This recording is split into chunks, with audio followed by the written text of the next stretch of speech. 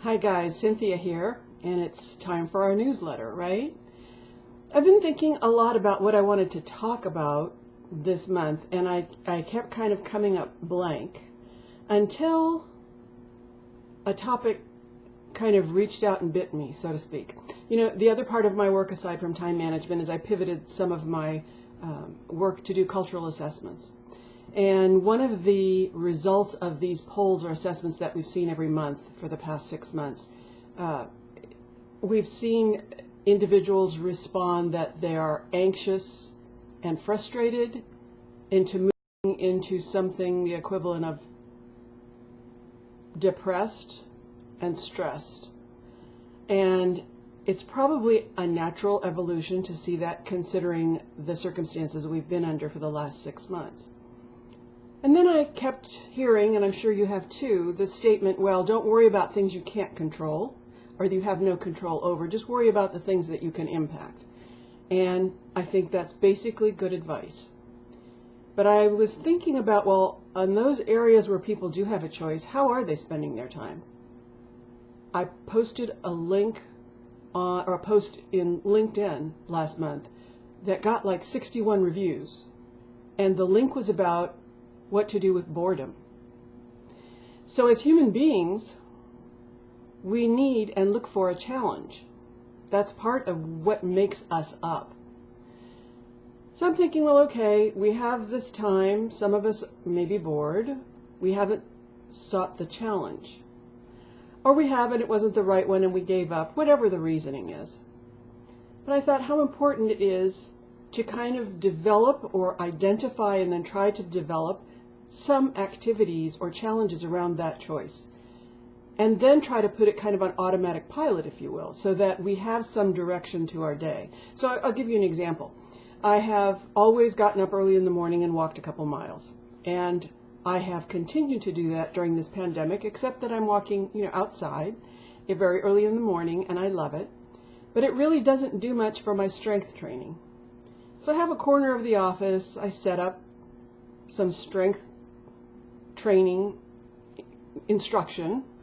And every month all I have to do is take about 30 steps that way, and I can start my strength training. For whatever reason, I never do it. I can't figure out why. I've started to stop trying to figure out why it is that I have such a blockage around strength training.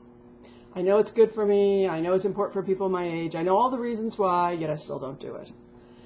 So I started to think, you know what? It's not on automatic pilot for me the way that it is for my walking or the way that it is for what I do the first thing when I sit down at my desk. So I said, how can I put it on autopilot?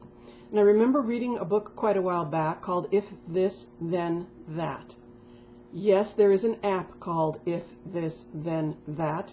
And basically what it does is it helps you set up an email. So if I get an email from Joe, then I want it to go to read later pile. Or if I get an email from Mary, I want it to be something that I read right now. So you are predetermining what happens with your time when it comes to those activities. But it's really revolving around your email. Then there is a woman named Heidi Grant. She's a professor at Harvard. She wrote a little tiny book, and part of the little tiny book talks about the importance of trying to set up a habit so it goes on autopilot. And she refers to it as if this, then that.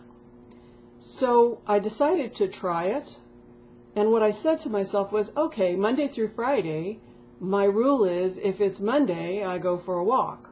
If it's Tuesday, I go for a walk. And I do that through Wednesday.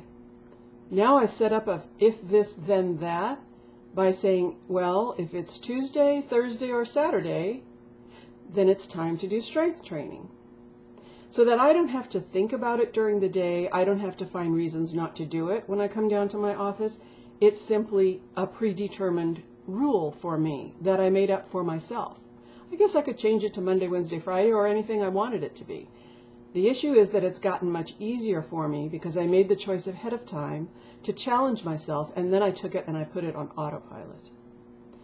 So if you're someone who's bored or stressed or frustrated with kind of how you are spending the time that you do have, the time that you can direct for your own well-being, personal development, whatever it is, then you might want to try the if this, then that happens, and see how quickly it might automate for you. You may have to play with it for a while and change the dates and times, but you get the idea, right? The easier it is to take your choice and make it automatic, the more likely you will address the choice. Just remember to make it a bit of a challenge for yourself, okay? Because if you don't, it's just really not going to be that much fun, and then you may stop anyway. All right, good luck. Let me know how you do. Please let me know how you do with this type of choice, and I wish you a wonderful upcoming month. Take care.